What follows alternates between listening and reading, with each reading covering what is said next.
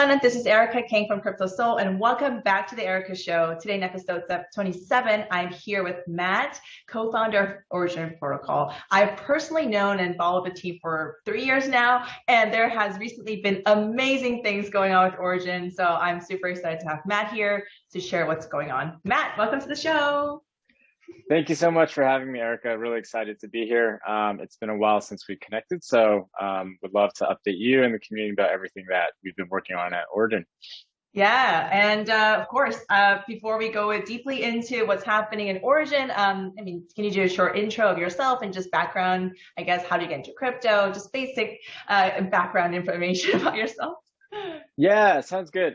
So I've been in startups pretty much my whole career.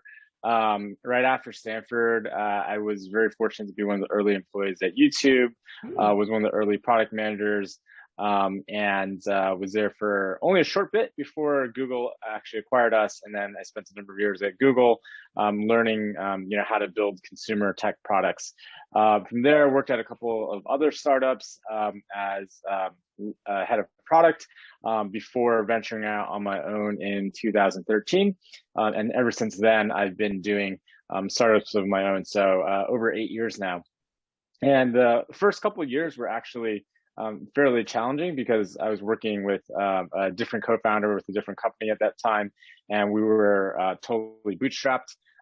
But struggling to find any type of product market fit. And so that was a pretty grueling period, 3.5 years, not taking a paycheck, but still chasing the entrepreneurial dream.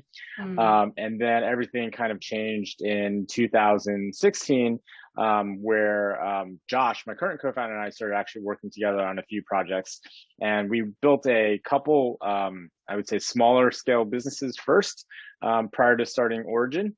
And realized that we were really good at working together. We had really good chemistry and value alignment, and things just moved very, very quickly.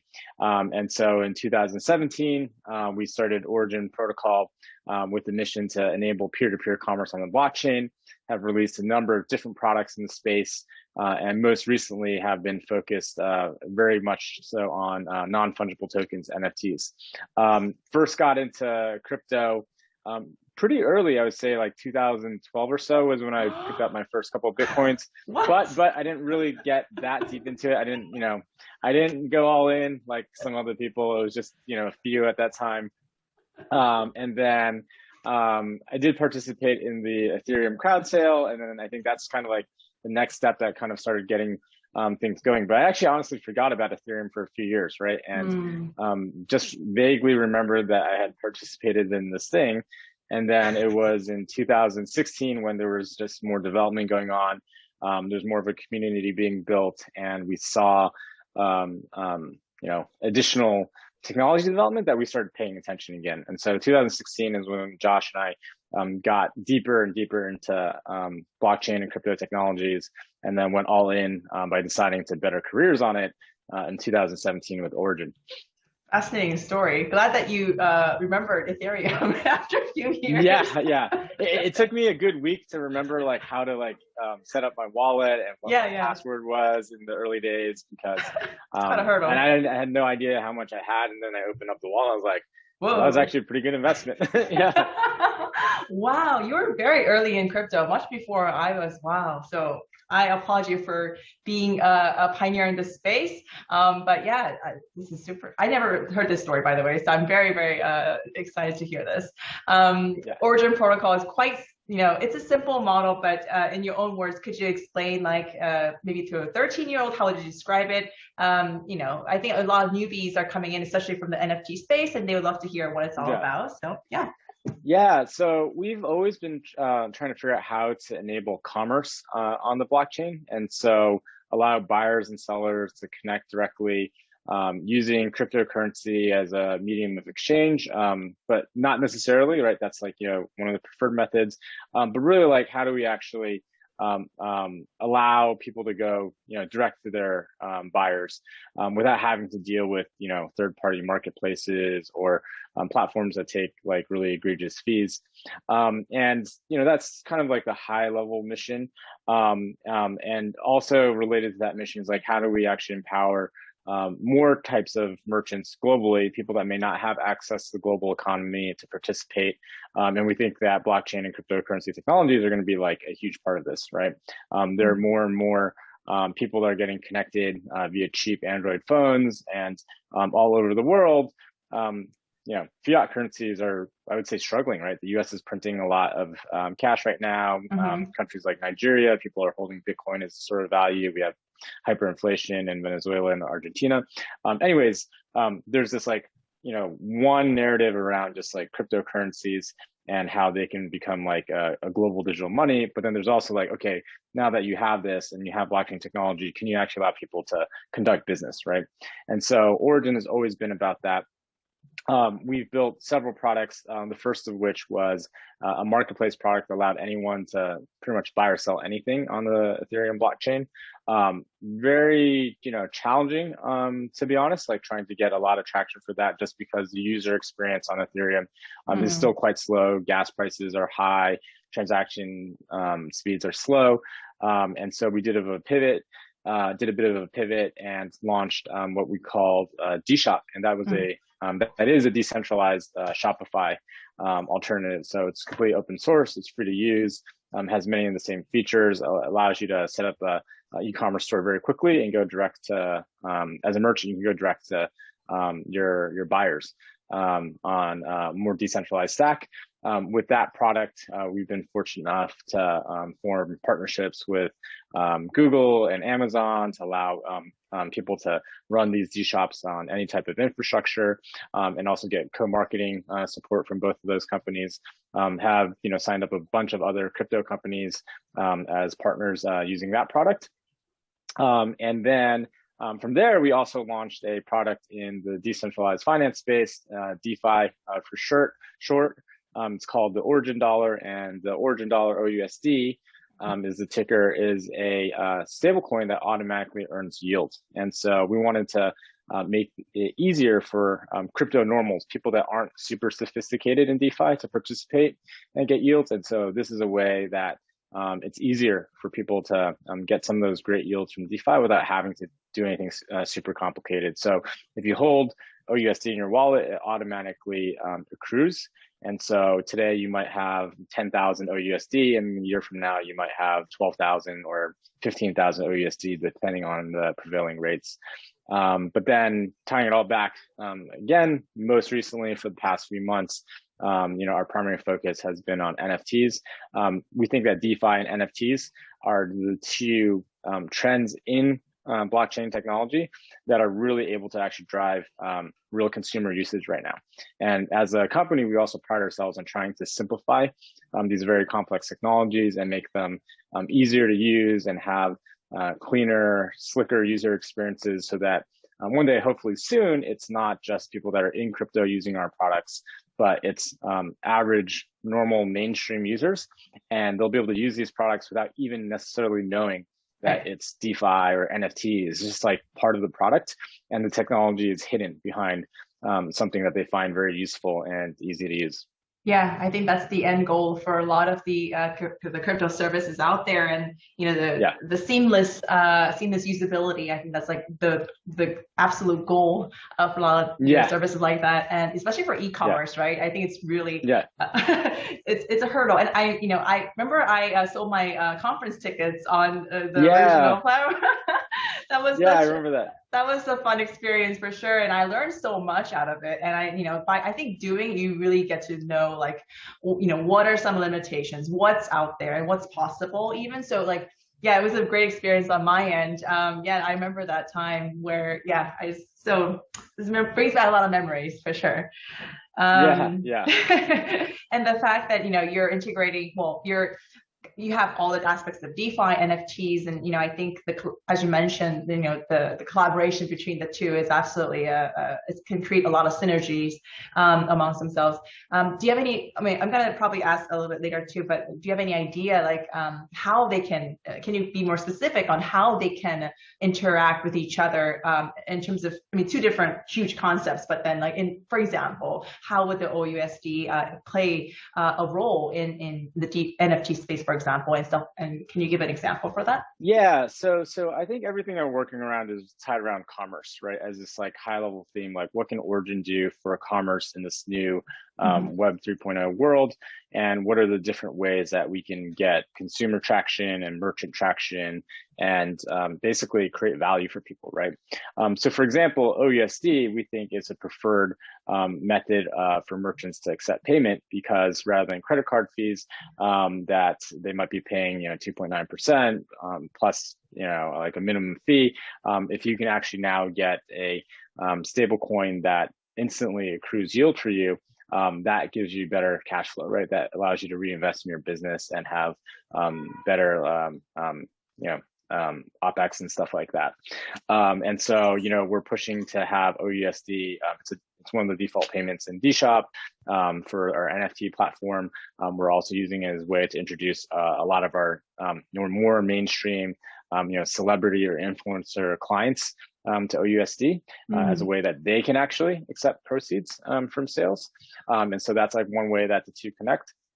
The other way that we think that the two trends will probably touch at some point is like right now, DeFi, a lot of it centers around collateralization of assets, and most of it centers around collateralization of like fungible tokens, right? That are highly liquid, and there's good reason for that because it's very easy to price and it's really easy to understand, what is the value of this collateral as it's changing, which means, should there be how much money can be then lent out, right? Non-fungible tokens right now have a lot of value, right? The market is exploding, hundreds of millions of dollars of sales in the past couple months. It's a little bit harder to price because the assets are not as liquid, and by design, there are fewer of them. But in the real world, you can use like your home, right? You can take out a mortgage collateralized by your home, or fine art pieces, or sports memorabilia, et cetera, right? Yes. And so that same concept should apply using NFTs, just like as a replacement for, let's say, your house or something that's like highly valuable, that's unique.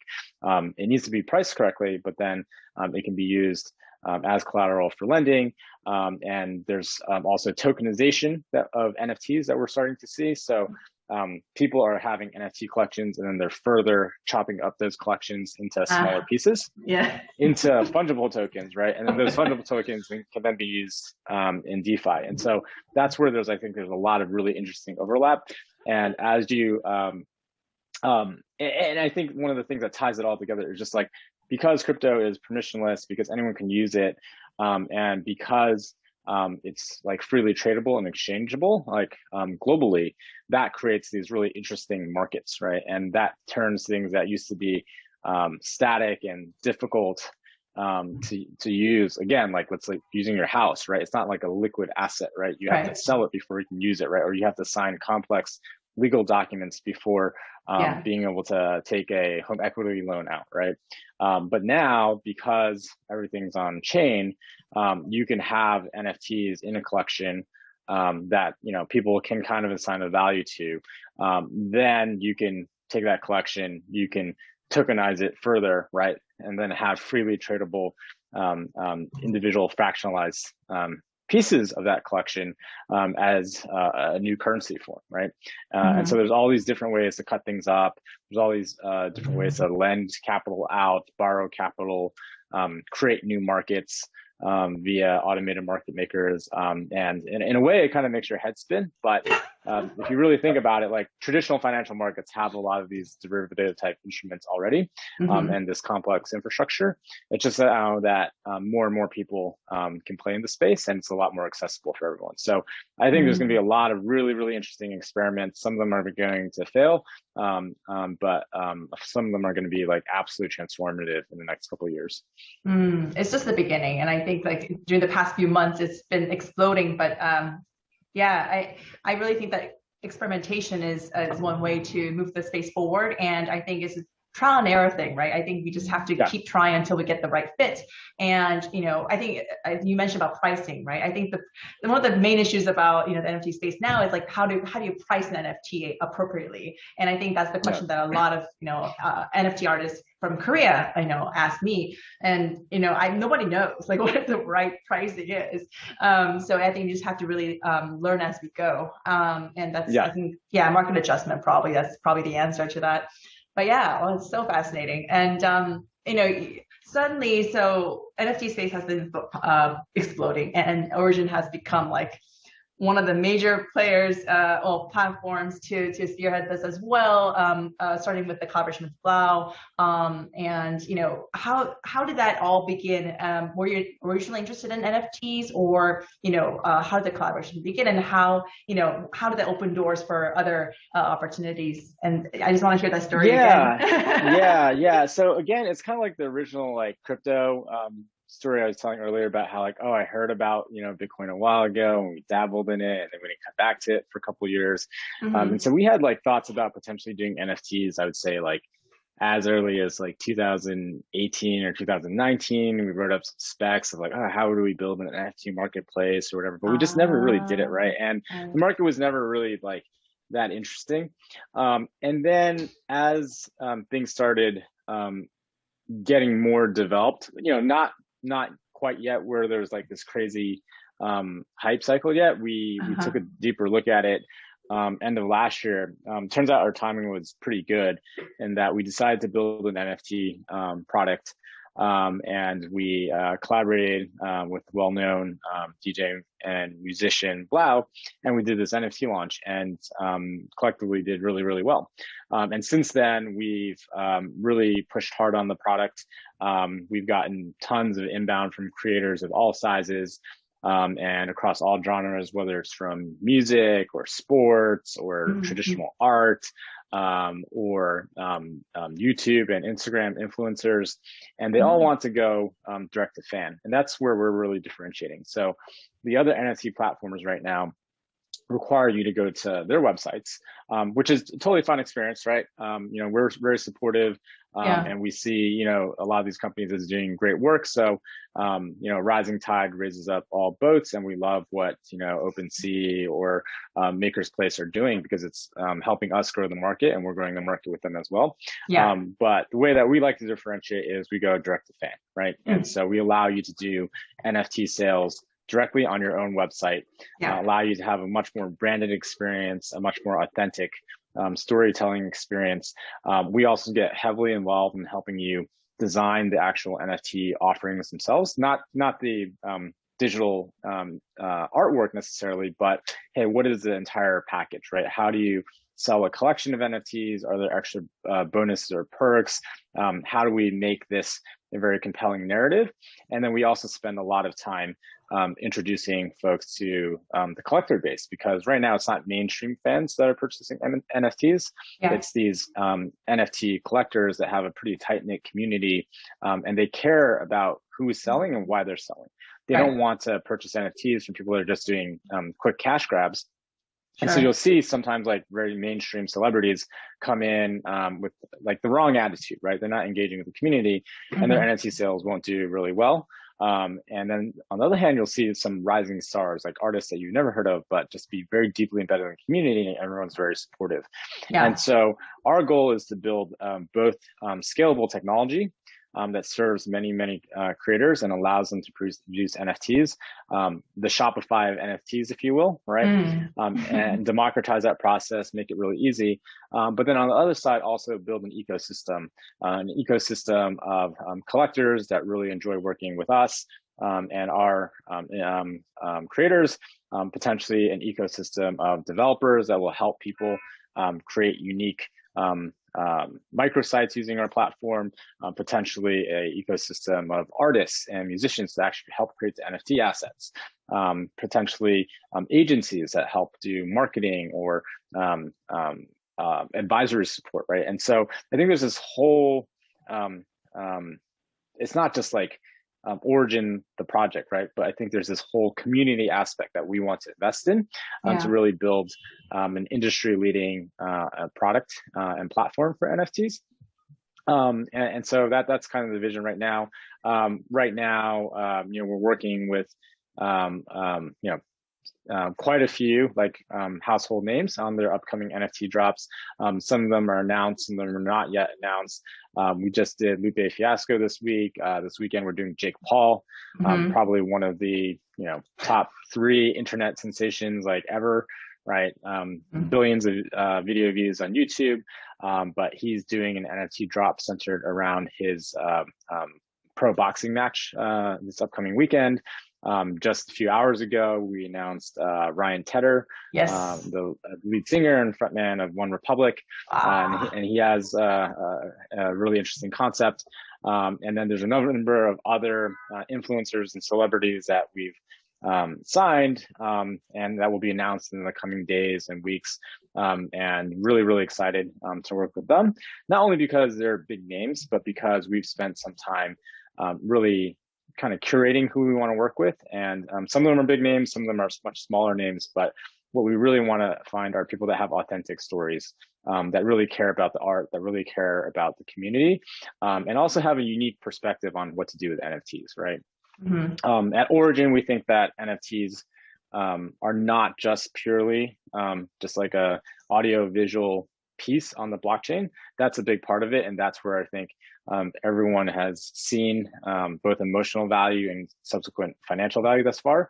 But we also see NFTs as a way to tie into real world use cases that a lot of people may already be familiar with, but haven't really made the connection as to how NFTs can get involved. I'll give a couple examples. So NFTs can tie in with physical products, right? So limited edition merchandise, let's say premium handbags, high-end sneakers. NFTs are a way to represent those on chain, track ownership, track provenance, prove authenticity and scarcity. And so I think there's a really, really big market there. We're starting to see some examples of this. Gucci just announced that they're getting into or exploring NFTs, right? Which probably means they're going to do it. And there are entire companies like StockX, right, for sneakers that build businesses around authenticating and storing and tracking sneaker resales, right? And I think all this can be disrupted by NFTs. We also think NFTs have a really interesting tie into other digital products. So NFTs can be used to unlock premium video content or premium articles or unreleased music. In a way, you can almost think of it as like your replacement for the subscription paywall, right? So one day in the future, maybe it's instead of your Netflix subscription account, right? You have like a Netflix pass, and it's really powered by NFT technology. And while you're watching stuff, you're using it. But let's say you're not watching it, you can send it to your sister or your cousin, and then they can use it, right? And so we think there's like possibilities there. NFTs in gaming can be very, very, very compelling. Right now, there are already billions and billions of dollars of in-app purchases on the Google Play Store and Apple App Store, and there's already these economies where people are trading digital swords or shields or items in metaverses, paintings, houses that are all completely digital, right? Yeah. And the younger generation is fully embracing this in all different types of games. Kids are using Roblox, right? And being introduced to this at like a very, very young age. And then of course there's like Fortnite or whatever it is. And so I think that, in-game items are going to be one day, many of them are going to be turned into NFTs. That can be freely traded and exchanged from one game to another, right? Potentially from the same publisher. And also there's going to be like, secondary markets for this that are going to be very, very liquid and large and lucrative. We see some examples, let's say, of people trading skins right now for certain games, right? For your character or your avatar. And so that can be powered by NFTs. Last category I'll talk to, and then we can move on to the next question, is like NFTs as what I call access passes. So the person holding an NFT could potentially be given the privilege to go backstage at a concert or to do a one-on-one dinner or breakfast at a charity event, or to get a birthday shout out from a celebrity, right? Oh, and yeah, I know. those are just like really fun experiences that, they do exist today, right? Like Patreon, focuses on allowing super fans to become patrons of influencers, and they were recently valued at $4 billion, I think just a few days ago, right? And so that experience can be replicated by NFTs, and you can then take instead of having, again, like a Patreon subscription account where like there's one person that can access this celebrity, right? In tomorrow's world, it may be that a rising star says, hey, there's going to be 50 NFTs that I'm going to issue to my super fans. And these NFTs will give, privileges, for eternity, right? Every year you'll be able to have like 3 calls with me. You'll be able to join me at this concert. I'll be your, close friend on Instagram or whatever it is. But there's only ever going to be 50 of these, right? And as that star potentially gets more and more famous or well-known, then those people holding those NFTs, that value also increases for them, right? And so that is like a really interesting model where you can almost invest in your favorite creators and artists and influencers ahead of time, and make a bet on where their careers are going.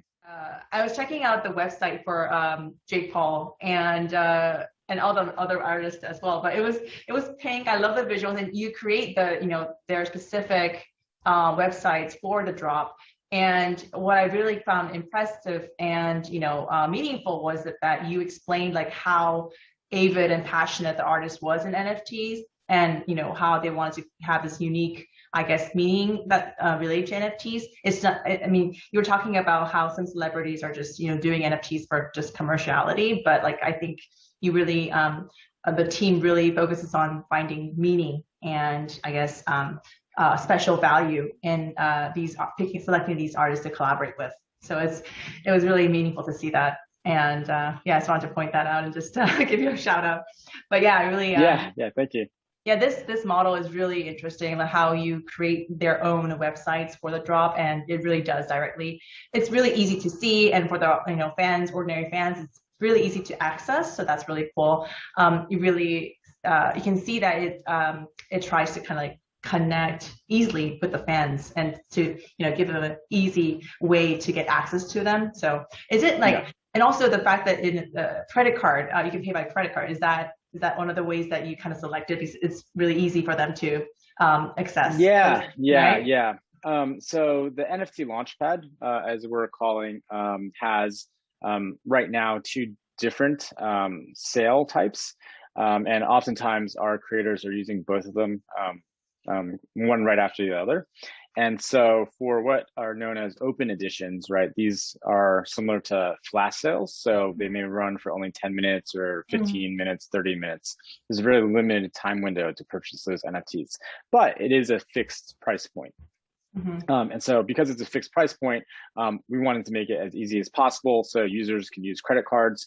And these NFTs are going to be priced anywhere from $250 to maybe $5,000, right, in that price range. And the targeting for these buyers also is a little bit more mainstream. This is kind of our attempt and the creators' attempt to allow more mainstream fans or like early NFT collectors, but not necessarily the very savvy, sophisticated collector that's been doing this for years to participate, because they can get in at a lower price point. They can start learning about the technology, and they can also start participating in some of the perks or bonuses or experiences that are offered by these creators. But the idea is that, we want to sell as many of these as possible in a very short period of time, so that like you get people involved, you get people excited, but also you do constrain that supply, because after that 15-minute window ends, none of these NFTs will ever be created again, right? And so that's like meant for users who are just getting started with NFTs. And in the future, we may do things like, and we will do things like limited editions where maybe there's only like 50 of these or there's only 10 of these. And so you have to potentially rush in to buy it, or if there's a lot of interest, then everyone can kind of like reserve a slot, but then we randomly pick who actually gets it, right? And so that's like a limited edition product that will also be released at some point. But the other part of the product is our tiered auction system. And this is a unique auction system that allows for a ranked set of bidders as opposed to a single winner. That's that winner takes all style auction.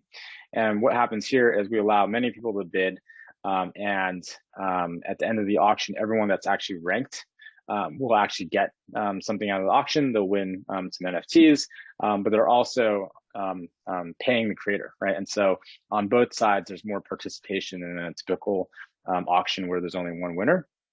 And what we're really trying to do on the auction side, again, is not just sell off like a single NFT, right? Oftentimes it's a collection of NFTs that represent some special meaning for the creator, or it's NFTs plus, bonus physical limited edition merchandise or experiences. Several of our creators are offering up signed pieces, right? Yeah. And one-on-one Zoom calls or, studio time with like a musician, right? Yeah. Or awesome. like, we haven't quite done these deals yet, but we imagine like the possibility of with certain athletes, the ability to do like a training session, or like actually play games, right? That would just be like, I know. like an awesome, inspiring experience for fans. Yeah. And so the Jake Paul drop that's happening this weekend is a really good example. He's about to unveil his full lineup within his 4 tiers. But he is both, an influencer as well as a professional boxer now. And so if you go to nft.jakepaul.com, probably within the next 24 hours, we'll be doing the full unveil of what he's offering. But just to give you a little bit of a preview, he's giving away signed boxing gloves from the actual fight to the winner of the auction, right? So he's fighting this Saturday, and that is going to be like a historic piece. And so signed boxing gloves to the winner. He's doing Zoom calls. He's doing bonus NFTs in the form of he's producing some songs with some people. And so there's going to be song NFTs as well as his boxing rookie card NFTs for people that are ranking the auction, and a number of other, surprises, right? So it's like a really like holistic, like 360 experience that he wants to provide for his collectors and his fans. And so that's where like we can go back to where I was talking about before. It's like, it's not necessarily just, hey, this is just like some animated art piece on chain. Yes, that's the centerpiece. That's where everything is connected, and that's where the value accrual really centers around. But what we're really working on is like, what are new, interesting ways that these creators can engage with their fans and collectors, and build new relationships that just like kind of close the distance, right, between what we've seen in the Web 2.0 world, and especially since like COVID has hit in the past year, and like there aren't concerts or people aren't attending sporting events and getting that experience. Like I think NFTs are a great way to show that there's like an alternative way to really connect with what people care about. Yeah, and I think it really allows you, for the Origin Launchpad, to really focus on the artist, whereas like some other platforms, it's really about scalability. Like there's so many pieces out there, but you really have to do your research on knowing about the artist, right? I had to do my research in learning about what the narrative is, and it took some time. But I think like one by one, as you release these, I guess collaborations, it's like you really focus on like this person, and also the fact that you can introduce diverse range of different NFTs and different like packages. Basically, that's really impressive, right? That's so amazing. And you can like literally do anything. Like you can be imaginative and do anything with these like drops, and so and we're talking to like some artists that are talking about having like NFTs that interact with like augmented reality experiences or virtual reality experiences. Obviously, some NFTs are already being used in like Decentraland or other metaverses where after you purchase them, you can put them on display. So that's another angle that is like very exciting to a lot of creators. But the general like idea space is just like so creative, and there's just so much room for growth and interesting new ideas. And so that's what really excites us. I do want to point out, like you mentioned, like, oh, some of these, other players are just trying to scale very quickly. We're trying to scale very quickly too.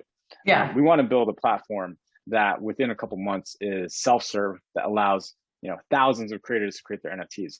However, we want to do it in a way, again, that's very authentic to these creators, and we want to provide them with the right technology product and tools, right, so that they can eventually upload their own assets, right, for those NFTs to be minted on our platform, but also create that web experience, right? What is that website that allows them to tell that story, that has all the right content, versus just being, hey, I'm one of 6 drops that's happening today on one of these drop sites, right?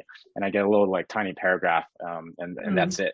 But we want these artists to be able to do not just one drop, right, but a series of drops. Just like in traditional commerce worlds, it's like, hey, I'm selling products over a period of time and trying to grow my user base and grow my following. Same thing, what we want to do here, right? So create an NFT commerce product that Jake Paul or Ryan Tedder or I wish I could say all these names. There's like some great names here. Can be using for years, right? Not just like a one-time thing. Yes, we'll do that first one and we'll blow it out of the park. But then a month later, it's like, hey, I have this new concept, right? And here's a new way that I want to engage with fans. Or here's a new artist that I want to collaborate with, right? And so that's like what we want to build. And we're hopefully getting there in a pretty rapid way, so that a couple months from now, that technology will be ready. The creators will be able to use those tools, but they'll still have that branded, curated experience that allows them to be very true to themselves and very true to the collector base that they're communicating with, and ultimately like engaging with. So that is the vision of the NFT Launchpad. And then again, circling back to my earlier comments, as we build out the technology product, it's also very important for us that we build out the surrounding ecosystem of people that contribute, right? Like third-party developers that might be able to help, potentially agencies. Obviously, there's this growing base of collectors that we want to introduce our creators to, but again, in a very curated way, so that both sides are excited about the interactions. Yeah, and in terms of like the artists that you've released so far, right? I'm sure there's more in the pipeline, but as of now, I think it was mostly, I guess, more of the US centric, I would say. Like, I mean, and I'm based in Asia, so I wouldn't really know too much about, the artists over there. I mean, I think many people are curious, like, since you're in Asia as well, is Origin like planning to focus on like collaborating with like Asian artists, or are you focused on Asian markets at any point? Absolutely, yeah. So we're in conversations right now with several K-pop artists, as well as some well-known individuals in the Taiwan and Chinese scene as well. Talking to a producer of a new Korean film that they want to debut, and obviously in the last 2 years, with Parasite and Minari, Korean cinema has really shown that they can really stand on the world stage and win and or compete for Oscars, right? And so I think that's a really, really interesting angle for us. And there's a lot of just like very unique culture in this region. What we've noticed in NFTs is similar to what we noticed in DeFi, in that when DeFi first started, the Western world was all about it. And Asia was a little bit like, behind. We don't really get it. A little bit behind. And it took a couple months, but then all of a sudden it was like, oh, we get DeFi now. We're all in, right? And then there were all these like DeFi projects and new tool sets and products coming out of Asia, and like interacting with the rest of the DeFi ecosystem. And so we actually are predicting the same thing with NFTs. Like, everyone's seen this NFT boom that's happened in the first quarter of 2021. And there's a lot of curiosity on the Asian side. People want to get educated But there is a little bit more of a, hey, I want to learn first before I throw myself in. And so we're actually already actively very involved in this process, probably talking to at least like a dozen or so different Asian influencers about potentially doing NFT sales. And so, nothing to announce right now, but I would not, I would be shocked if we didn't announce something in the next 1 or 2 months with well-known Asian names. Yeah, definitely. It's a huge market there. And I mean, coming from the Korean NFT space, I think it's really getting a lot of traction from the traditional artists, digital artists, of course, and musicians too. I mean, they're definitely interested and they're learning a lot, especially on Clubhouse, and it's been blowing up. And I could really see the collaboration there as well. And K-pop, I've been asked so much, like, when is K-pop? There's gonna be K-pop NFTs coming out, any like special access, tickets, and I think a lot of people will be stoked to see anything like that. Yeah. Yeah, and I will say that, like, I think what we've seen is especially Korea, with just how rabid those fan bases are and just how passionate they are, as well as Japan, where there's always been a history of like digital memorabilia and like anime, and like people are into like that form of artistic expression. I think NFTs are going to be absolutely massive, right? And so there's going to be strong uptake from the consumer side. There's going to be strong demand from the creator side to be able to produce these NFTs.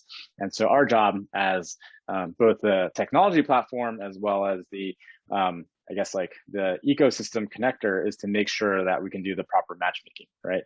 And help form and build these markets.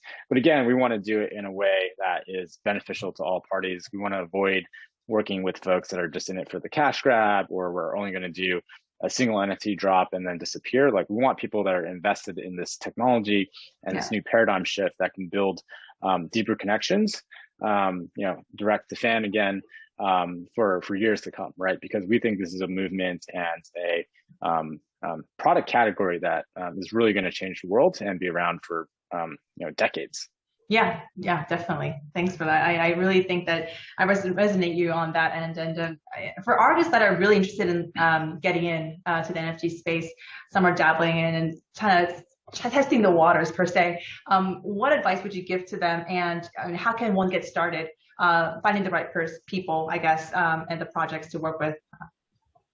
Yeah, so if I was getting started as a creator, I think the very first thing to do is to figure out what is your unique narrative or offering, and try to bring something unique to the table, right? Don't just be like a copycat or put in low effort. And remember that the people that you're interacting with and that you're ultimately selling NFTs to, like, think of them as like real human beings, right? And if you're trying to sell them something that is at a higher price point, versus just like, hey, this is like a t-shirt, or you're streaming my music, or you're viewing my posts on Instagram, like, these people have feelings, and they have they want to connect in a deeper way, right? Yeah. And so importantly, I would say is get started quickly, right? Engage with the community, join Clubhouse chats, meet collectors, meet other artists, meet musicians that you might want to collaborate with, start understanding what are the themes, and they change fairly quickly because crypto just moves so fast, right? And so like 1 week it might be, hey, it's all about like generative art, right? Like algorithmically generated art. Other weeks it might be about really interesting new mechanics where you burn certain NFTs to get another NFT. And so you want to stay abreast of like what are kind of like the interesting trends and try to do something unique. On the other hand, get started fast, right? Don't take too long.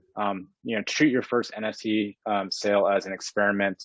Learn. What we've seen is some of the most successful NFT creators are ones that have done successive drops of increasing creativity or complexity, and they've slowly built out their audience space. And the reason this is important is collectors also want to know that there's a good chance that whatever they buy today is going to be worth, at least the same, if not, multiples more in the future, right? It's like, buying an inspiring artist's work or buying the rookie card for a new athlete, right? Yeah. And so if they think you're just in it for the short term, then that means the long-term prospects of what they're buying are not very promising, right? Right. But if they can see that you're engaged with the community, that you've done a couple NFT drops to get your toes wet, you learned, your work is getting better over time, you're doing interesting things. Guess what? Those earlier pieces then also appreciate in value as your stock in the community appreciates in value as a creator. And so then those collectors are going to be really happy, and they're going to be your biggest champions and advocates, and they're going to continue to support you, and they're going to continue to support your work to new collectors and new fans, because the more people that have demand for you as a creator, then the more valuable their NFTs are if they've already purchased them, right? And so in a way, you can think of purchasing an NFT as like investing in a person, right? Obviously, it's like a specific aspect of that person or entity, right? It's like, artwork or music or experiences or, access to, some, private part of their life or content or whatever it is. But you are ultimately, as a collector, engaging with and investing in like a personality, right? And so the creator as that personality needs to think about like, hey, what can I offer up, right? Is it amazing artwork, right? Is it a narrative that will stand the test of time, right? Is it that I'm able to grow my collector base so much that the early collectors are going to just feel so fortunate that they invested in me, because 10 years from now, I'm going to be, my work is going to be displayed in digital frames in museums and things like that, right? And so it should be a very like move very quickly, but think long-term type of perspective if you're a new artist. Yeah, thanks for the advice. It's very insightful, and you're hitting all the right notes. Like I just like resonates in my head. I'm not gonna be like probably an artist, but still like I feel what you're saying because I've been through these like chat rooms and seeing where they come from, and it's really persuasive advice. Thanks so much for that. Let's talk more about Origin, what's coming ahead, and what's happening now. There's been like Coinbase listing. Congratulations on that. That's amazing news. Like boom, boom, boom. Like news after news. It's like I think it's been crazy. How does that mean for you? How will that open doors to other opportunities? What's your comment on that? Oh yeah, I think Coinbase is absolutely huge for us. So we've been, wanting to get listed on Coinbase for well over a year. And it's a challenging process because Coinbase is, the most, I would say, prestigious and well-regulated and compliant crypto exchange currency in the world. And it's also the most popular cryptocurrency exchange in the United States, which is listed on very, NASDAQ. It's about to, yeah. It's about to. Just about to. It's April 14th in Asia right now, but it's just about to turn April 14th in the US. So tomorrow market hours is going to list on the NASDAQ as Coin. But I think there are a couple like really important things to mention about Coinbase, right? First off, Coinbase getting listed is a seminal moment for all of cryptocurrency and blockchain in general, because it's hugely validating.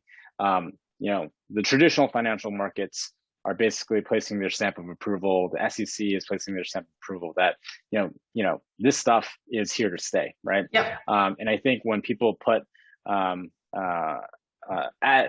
as we see that, like, Coinbase has like these like pretty dramatic valuations, I think it's a real point of validation that like more and more people are going to become involved in cryptocurrency. They're going to invest in it, and the overall pie, whether you're just a brand new startup or you're a more established company, it's going to get bigger and bigger and bigger over time. And so I think this is a win for our entire industry, right? And so Coinbase is like kind of carrying the flag and charging forward and saying, hey, it's time, right? It's time for us to disrupt financial markets and commerce and all different types of industries with different types of blockchain, distributed ledger, crypto technologies, right? Yeah. And so that's going to be like an overall movement that gets more and more people interested in the space on a macro level. And I think it's also going to have like huge effects on just like Bitcoin and Ethereum price and things like that, right? So that's, I think, a great, massive tidal wave for all of us in the industry. Now, for us personally, as Origin, because we just got listed on Coinbase, we think the timing is absolutely perfect, right? Because Coinbase is bringing so much more attention to the industry. Yeah. And we're so well positioned, being one of their latest listings. Yeah. We also are very interested in bringing, again, I mentioned one of our big focuses is like making our technology and our products easy to use for the mainstream.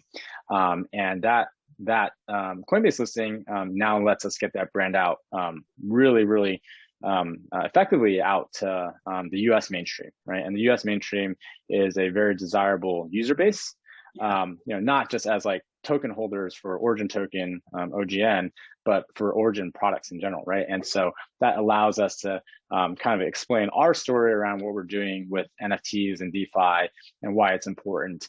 And as our products continue to get better and better and more seamless, like it's a very natural way to market to all these users that may also be purchasing OGN, right? The Origin token for use on our platform for its various utility purposes. And that gives us, an even better opportunity to just like really break through and have tremendous social impact and create new products and just like really fulfill our mission of enabling new forms of commerce using blockchain technology. One thing that plays really well into our current strategy is we are working with these influencers, right? Whether they're movie stars or musicians or athletes or internet sensations, they actually have very large followings of their own. And as they're doing NFT sales using the Origin platform, Origin is going to be known more and more by mainstream consumers. And that's a great like organic and viral way for us to get our messaging out and also to get more and more traction with our products. And so really happy about both Coinbase's own listing on the NASDAQ and Origin's OGN listing on Coinbase. Synergy. It's like very like meta and like, but yeah, it's like perfect time for us and we're absolutely thrilled because we think it's going to be like an inflection point for the entire industry. And it's certainly an inflection point for us as a project and company and allowing us to get our products to the mainstream. Really super excited for the greatest timing ever for the Origin listing on Coinbase. But yeah, thanks so much for that. And also we mentioned way before, but like the Google Cloud marketplace collaboration, that's very monumental as well. I mean, that will definitely bring in a lot of NFTs into the mainstream and, this process will be seamless, hopefully. And, I think, it's a great collaboration to bring Origin to the mainstream as well. So, I mean, congratulations on many ends. And I look forward to more great news in the future. But yeah, I mean, it's just really amazing to see the team grow. And, it's really, since 2018, right? It's been quite a ride. We've been working, nights and weekends. Like, I've personally been staying up until like 4 or 5 a.m., for weeks on end now, just working. But I think the opportunity really is in front of us to have impact right now and make our little dent in the universe. So the whole team is working really hard. The community and our investors are very supportive, and we just feel really grateful that we're in the position that we are, and that we can do great work, and that we can give back and build stuff that people want to use. And so that's like probably the most fulfilling thing, as an entrepreneur, is when you build products and people really want to use them. And so that's what we're really after right now. Okay. Last question is, can you share some more interesting upcoming projects or milestones in 2021? And also, what is your brand vision for Origin Vertical? Just finish off with that. Yeah. So let's talk about NFTs first, and then let's talk about OUSD second. So on the NFT side, again, what we want to do is in the next month and a half or so, do more of these very, very curated drops. But then by end of the quarter, we want to have a more scalable platform that allows many more creators to use the platform. And eventually it should be a completely self-serve product. Of course, in order to make as many creators as successful as possible, we'll have to build additional tooling and also help develop that ecosystem, right? And so we'd like to get our NFT Launchpad to a place where the technology is seamless to use, but just like Shopify, there's a developer ecosystem, and there's like a agency ecosystem, and there's people that are able to assist creators on artwork, music, content distribution, building beautiful websites that help with collector relationships, right? That help connect different artists to work together. And so we want to build this entire ecosystem around NFTs. There's going to be like deeper explorations with some of the themes I talked about earlier, and how NFTs can tie in with physical products and merchandise, as well as other types of digital content experiences. And so I think we're both trying to grow like horizontally, but also in specific vertical areas with our technology. And so that's roughly what we're looking at on the NFT side. On the OUSD side, we want deeper integrations with commerce applications, such as everything we're doing with NFT Launchpad. We want to, it's already integrated into our DShop offering. We also want to integrate OUSD with existing DeFi protocols and make it just a very composable money Lego across the entire ecosystem.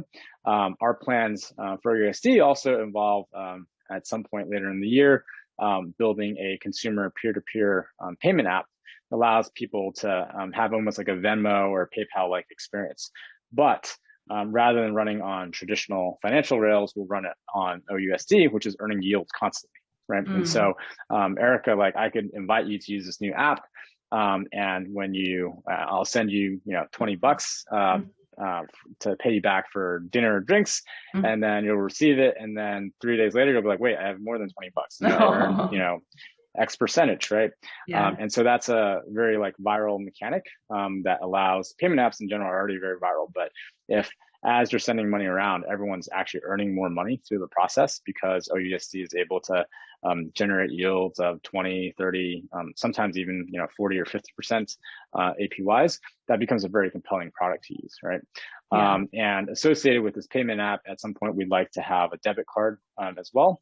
And so you'll have this mobile app that's using OUSD that you can send payments to friends and family or merchants while you're earning yield constantly. Whoever you send it to, they're earning yield. But then you can then also take out your physical debit card, go to 7-Eleven or a shopping mall, swipe it, and on the fly, your OUSD can be converted to fiat via Visa. Via some more complicated processes, and then via the Visa interchange network, be able to pay for stuff like in real life, right? And so that's our ambitious vision for OUSD. And the two, like, although they are kind of like different themes, they are going to tie together, I think, in a very like beautiful and elegant way by the end of this year. Wow. Wow, so many things going on, and what a vision that you have for Origin, and the team is going to be continuously very busy until the end of the year, I would assume.